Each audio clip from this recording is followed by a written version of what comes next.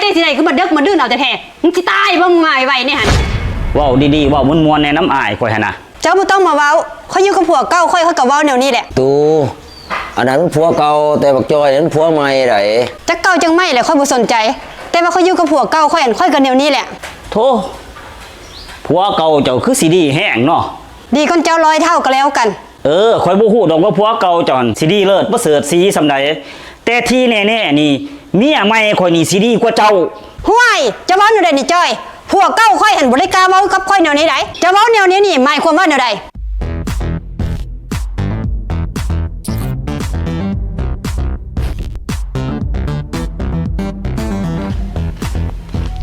สบายดีฮู้จักเงินสร้างจ้อยสีวิไลบ่น้อข่อยนี่แหละสร้างจอยสีวิไลมีเวียกบ่สร้างจ้อยที่ว่าซ่อมแปลงอีสังก็ได้หั่นตะว่าแม่นข่อยนี่แหละที่ว่าซ่อมแปลงอีสังก็ได้สร้างแอร์ในตำนานก็แม่นข่อยนี่แหละแอร์ห้างข่อยก็แปลงได้รถห้างข่อยก็แปลงได้พัดลมห้างข่อยก็แปลงได้แม่นอีสังที่ว่าห่างๆข่อยแปลงได้หมดโหแสดงว่าแนวห่างๆนี่จะแปลงได้หมดแม่นบ่แม่นมีอีสังห่างๆนี่ข่อยแปลงได้หมดถ้าซั่นค่อยสิมีแนวให้เจ้าแปลงให้อยู่ซั่นว่าแต่เจ้าเสียงข่อยแปลงอีสังล่ะแปลงค่อยนี่ติจะเป็นอีสังจังซี่ข่อยแปลงค่อยเป็นแม่ห้างคือว่าจังซั่นเนาะบัดนี้รถห้างพัดลมห้างเครื่องคองห่างๆข่อยแปลงได้เบิดแต่ว่าแม่ห้างนี่เขาบ่เคยแปลงจักเทื่อใดแต่ก็สิลองเบิ่งแต่ว่ามีข้อแม่เด้อันแม่ห้างนี่คันข่อยแปลงแล้วนี่ต้องเป็นเมียข่อยพร้อมเด้ข่อยจังสิแปลงให้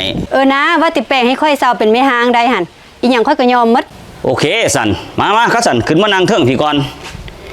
ผู้นี้ข่อยกำลังรับสมัครเมียอยู่ได้นี่โอ้พอดีเจ้ากำลังรับสมัครเมียบ่นี่แม่นแต่ว่าก่อนสิเป็นเมียข่อยได้นี่มันบ่แม่นเรื่องง่ายเด้ต้องผ่านกฎผ่านเกณฑ์ที่ข่อยกำหนดไว้เด้เพราะว่าข่อยนี่เป็นสร้างมืออาชีพเวลาข่อยเอาเมียข่อยก็ต้องอยากได้ผู้ที่เป็นมืออาชีพคือกันบ่แม่นว่าข่อยสิเอาทั่วทิพย์ทั่วแดนมาเป็นลูกเป็นเมียผู้ที่จะมาเป็นเมียข่อยได้ก็ต้องมีประสบการณ์ที่คักแน่ได้ข่อยจังเอาเป็นเมียข่อยได้โอ้ยเรื่องประสบการณ์บ่ต้องเว้าค่อยเห็น3-4ผัวแล้วโธ่3-4ผัวแล้วแสดงว่าเจ้านี่บ่ธรรมดาได้นี่ข่อยเชื่อเจ้าเรื่องประสบการณ์เรื่องผัวหลายนี่แต่ว่าผัวหลายซื่อๆแต่ว่าเวียกงานอื่นๆเด้ประสบการณ์เจ้าดีอยู่บ่การเอาใจผัวการให้ผัวอีหยังนี่โอ้ยตัวนี้เจ้าบ่ต้องถามบ่มีไผสู้ค่อยดอกแม่นบ่ใส่ลองให้เบิ่งหั่นเวลาผัวมาแต่เฮ็ดเวียกนี่สิเว้าแนวใดม่วนๆกับผัวหั่นลองเว้าเบิ่งหั่นโอ้ยตัวนั้นหั่นบ่ยากบ่ยากก็ลองเบิ่งเฮ้ยจะมาแต่เฮ็ดเวียกมีเมื่อยมันมึนหั่นเอานี่น้ำนี่ค่อยเอาให้จะกินใส่จะเมื่อยบ่ได้ปวดบ่ได้ค่อยสิบีบให้ตัวนี้ก็ได้อยู่แต่ว่าบ่อยากปานใดเด้อตัวเอาใจผัวนี่เด้อเอาลองให้ผัวเบิ่งบัดนี้สมมุติว่าผัวมาดึกมาดื่นนี่สิหายจังได๋เอาลองเบิ่งเอาเลยบ่เอาเลยโลแล้วบักฆ่าทั้งมึงมาตายเต้สิได้คือมาดึกมาดื่นเอาแต่แท้มึงสิตายบ่มึงมาไว้นี่หั่นตัวนี้โอเคได้เรื่องตัวนี้ผ่านเจ้านี่คือสิถนัดตัวนี้เนาะถนัดตัวปล่อยตัวดาผัวนี่เนาะสปอร์ตจะได้4ผัวตกลงแล้วจะเอาค่อยไว้ซื้อพันอยู่บ่แลโอเคกะสันฮับไปทดลองงานเบิ่งไปติไป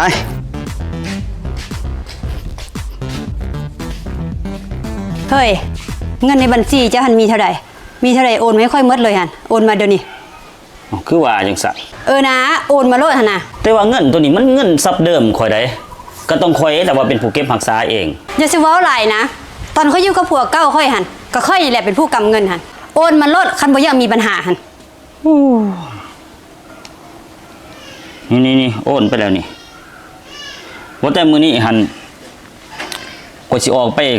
ลาน้อยฟาร์มเด้อก็สิไปเบิ่งไก่เพราะว่ามื้อนี้วันค้านเศร้าโลดเจ้าบ่ต้องไปไสพุ่นไปหาปัดเดินบ้านพุ่นมันเวียกผู้หญิงได้เคยตัวนี้เจ้าก็เฮ็ดติอย่าซุมาเว้าว่าเวียกผู้หญิงหั่นตอนเขาอยู่กับผัวเก่าค่อยหั่นก็มีแต่ผัวเก่าค่อยหั่นน่ะเฮ็ดหั่นโอ้ยสังก็อ่านแต่ผัวเก่าอยู่มันกระโพดดอกเอาลูกเอาเมียมาบ่เฮ็ดอีสังซอยจักดิมีแต่เฮากับเฮาโอ้ยเว้าแล้วก็เมื่อยคันเว้าอีสังมาได้ก็อ้างแต่ผัวเก่าแม่นอีหยังวะเฮ็ดซ้ำนี้นึงก็ว่ามีแต่จมกับจมผัวเก่าค่อยเฮ็ดหลายกว่านี้แล้วยังบ่จมก็จมแน่หั่นแหละจมโพเจ้าหั่นอีสังก็อ้างแต่ผัวเก่า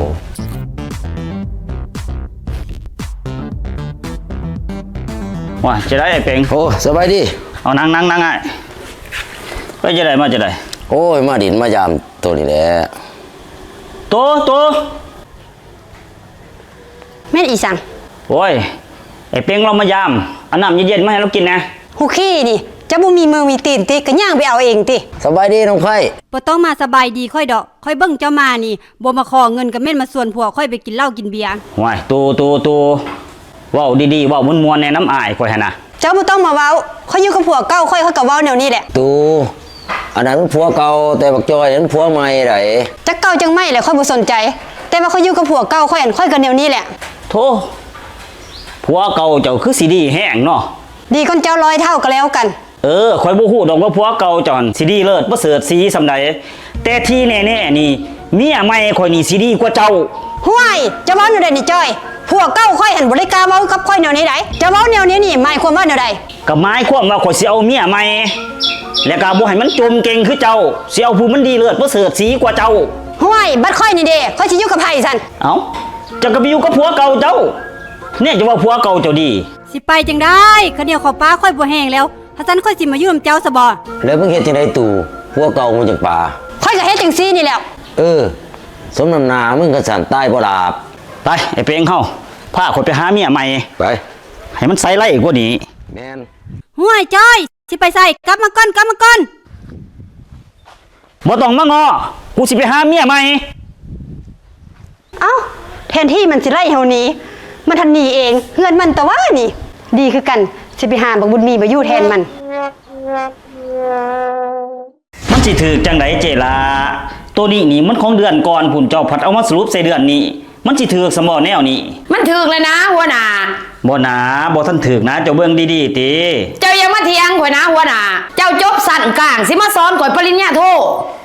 สิปริญญาหยังก็อยาของมันบ่ถือใส่ก็เฮ็ดจังไดเวียกมันบ่ไปบ่มานี่คันเจ้าเฮ็ดแนวนี้ เป็นหยังมันสิบ่ถึกข่อยเฮ็ดมานี่10 กว่าปีเลยในบริษัทนี่เศร้ากะล่าจบสั้นกลางสิมาสอนข่อยจบปริญญาโท โอ้ย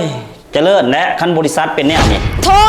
เจ้ากล้าไล่บุข่อยออกบ่บุข่อยออกไผเศษเวียกให้เจ้า แม่นคันพวกข่อยออกไปสิเฮ็ดเวียกให้เจ้า พวกข่อยนี่มีแต่ผู้จบสูง ข่อยยอมรับว่าพวกเจ้ามีความรู้มีความสามารถ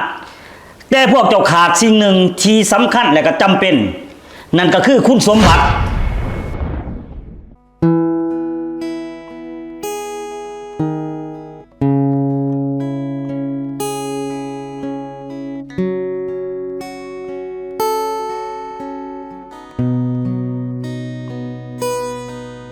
จักไม่ร่วมมีสังเดจะเป็นเบื่อกับร่วมนี่ แม่น ตั้งแต่เปลี่ยนหัวหน้ามานี่มีแต่ร่วมกับร่วม ๆข่อยว่าหัวหน้าตัวเพิ่นตั้งใหม่นี่บ่อยากเหมาะสม โอ้ยไอ้เป็ง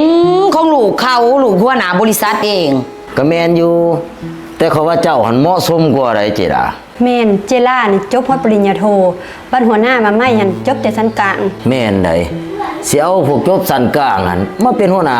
พวกจบปริญญาตรีปริญญาโทมาหันมันบ่ถูกแล้วก็พวกเพิ่นหั่นน่ะรวยบ่รวยเป็นหยังบ่ให้ลูกเรียนจบสูง โอ้ยเรื่องพ่อแม่เขาก็อยากให้เฮียนสูงๆเบิดหันแล้ว แต่ว่าลูกหันมันบ่เป็นตาสแตกเขายันติดลิ้นติดกินนั่นติเบิ่งก็สิเบิ่งเพิ่นนี่เพิ่นสินำพาบริษัทไปหอดใส่ แม่นหมดแนวล่ะเอาพวกจบชั้นกลางมาเป็นหัวหน้าปริญญาโทปริญญาตรี อีสังกะยาคันมันใส่เฮาคันเฮาบ่อยากเฮ็ดเฮาก็บ่ต้องเฮ็ด แมนข่อยก็ว่าคือเจ้าหั่นแหละเฮ้ยกระดาษจบสันกลางสิมาใส่ข่อยจบปริญญาตรี ๆแม่น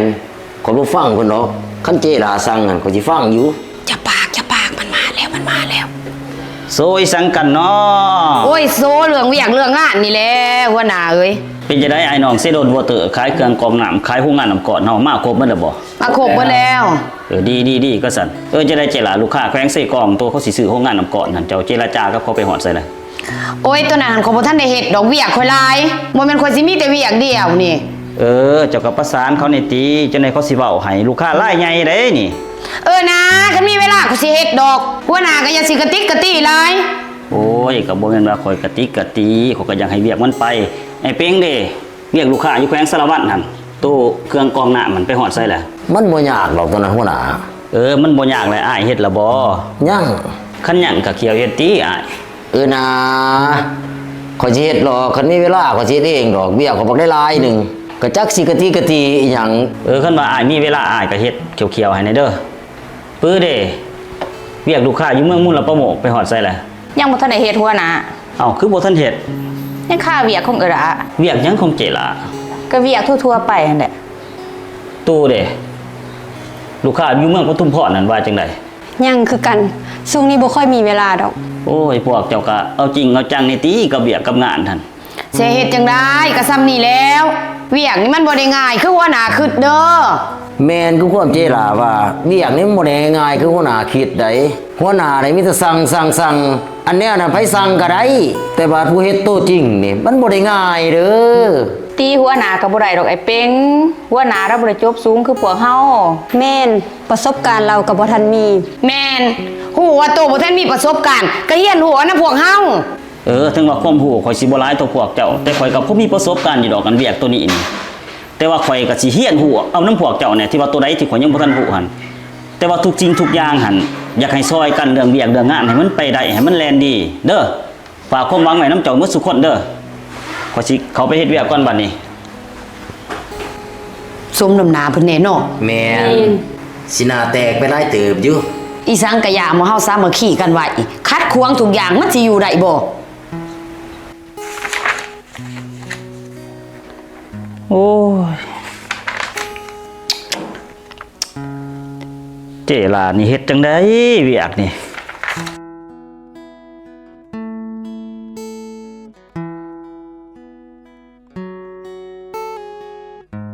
ฮัลโหลเจลาบ่เขามาหาข่อยอยู่ห้องนั่นข้าวหนึง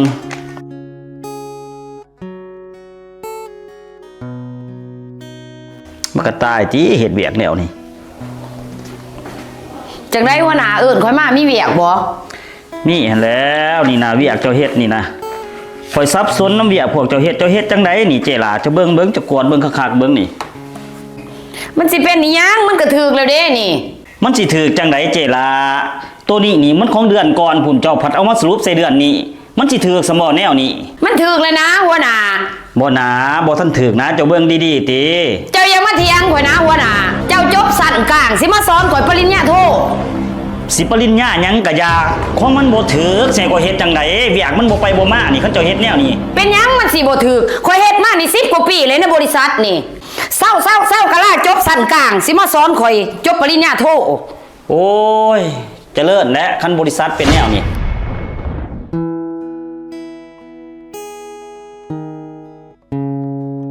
จังได๋จิล่ะหัวหน้าเอิ้นจะไปบ้านนี่เพิ่นว่าจังได๋ โอ้ยเอิ้นข่อยไปตีแต่ว่าข่อยเฮ็ดเอกสารผิด โห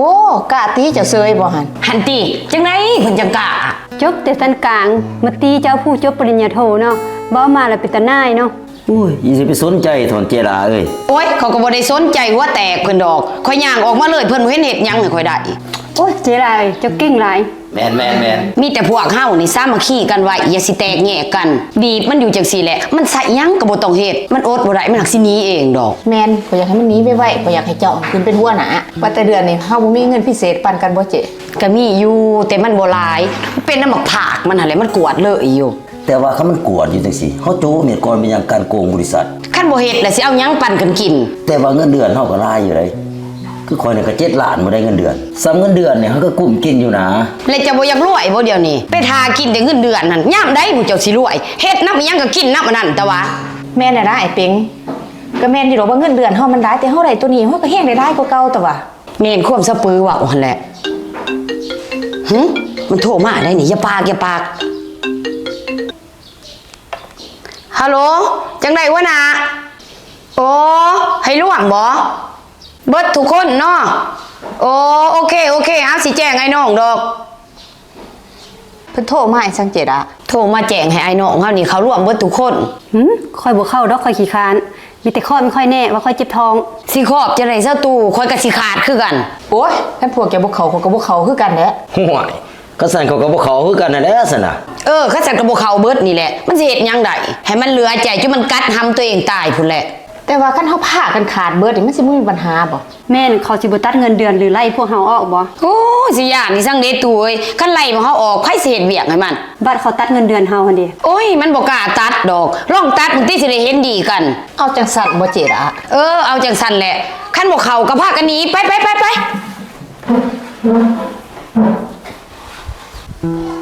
ห่วย อ้ายน้องเฮาไปไสหมดบ่ทันมีไผมาป่านนี้ฮอดโมงแล้วเด้นี่โอ้เจลานี่จะได้คุมอ้ายน้องจังได๋วะฮัลโหลเจลาบ่จะได้คือบ่เห็นไผเขามาร่วมนี่ฮะ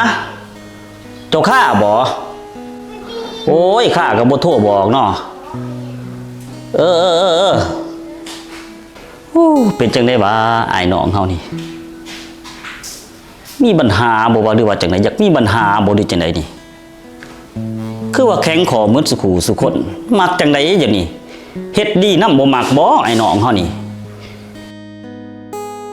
เป็นจังไดเจล่ะหัวหน้าบ่ได้โทรนำเมื่อวานนี่ กระโทษหั่นแหละหากข่อยบ่สนใจนะเพิ่นเนาะข่อยก็ว่าข่อยค่าเวียก เพิ่นก็โทรนำค่อยคือกัน แต่ค่อยบ่รับ นะ ให้มันหูไปคันบ่มีเฮานี่เวียกงานมันสิไปสิมาอยู่บ่มีแต่ว่าบ่เฮานี่คัดไว้จังซี่โลดบ่ต้องสนใจเฮาคัดแนวนี่เวียกงานมันบ่เดินบ่แล่นนี่มันสิบ่อยากเปลี่ยนหัวหน้าบ่ แม่นได้เจล่ะธรรมดาตำแหน่งหัวหน้านี่มันต้องเป็นของเจ้าได้ มันก็แม่นนั่นแหละไอ้เป็งของข่อยนี่จบหมดปริญญาโทพุ่น แม่นน่ะนะเจล่ะเห็นว่าลูกหลานเพิ่นก็ดึงมาก็แม่นอยู่ดอกเจ้าของบริษัทแต่สิเอามานำผ้าพวกเฮามันสิได้บ่พวกเฮามีแต่จบสูง เป็นจะได้พวกเจ้า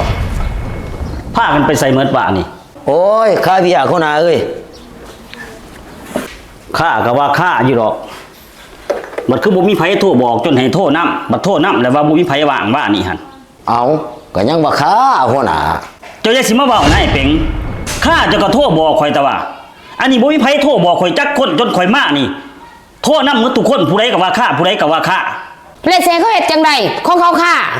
เจ้าก็คือกันเจลามันเป็นจะได้เดียวนี่นี่ เจ้านี่นำผ้าอ้ายน้องนี่ต่อต้านข่อย เจ้ามีแนวคิดอีสังกับข่อยเดียวนี่ฮะข่อยถามพวกเจ้าความซื่อเมื่อทุกคนพวกเจ้านี่คือจังไดกับข่อยเดียวนี่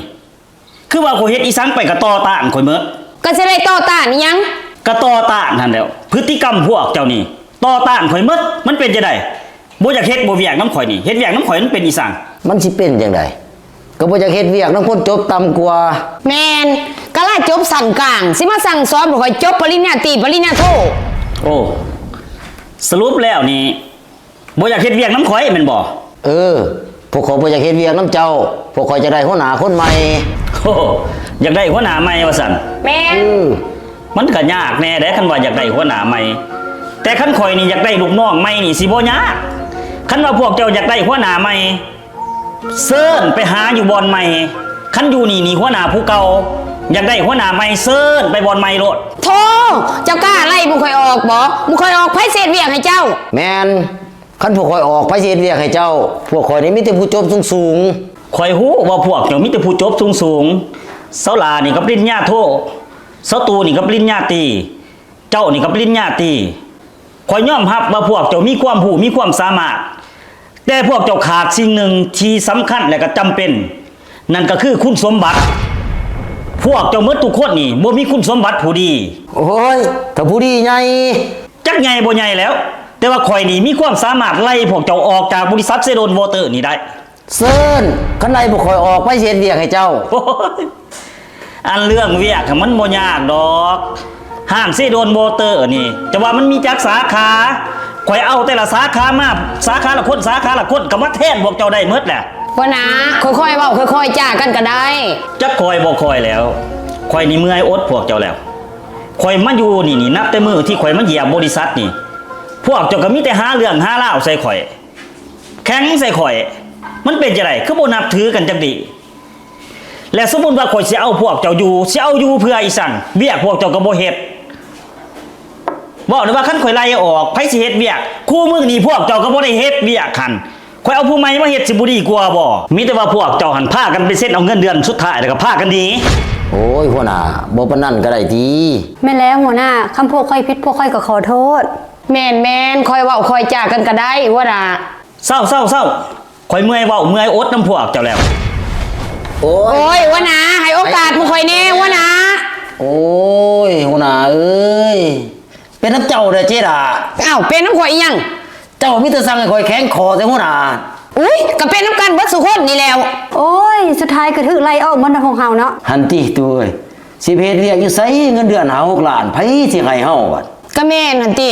ไปเฮ็ดบนอื่นนี่เขาก็ไล่ให้หมดอย่างล้านหา2ล้านนั่นแล้ว หันแหล้วบ่เจ้าอยากเฮ็ดแข็งขอใส่หัวหน้า ไปหมอไปหาสมัครเวียกใหม่ได้บัดนี้ตายแล้ว เสียวยัง เสียวยังได้กินคอยก็ได้ ตาย เออ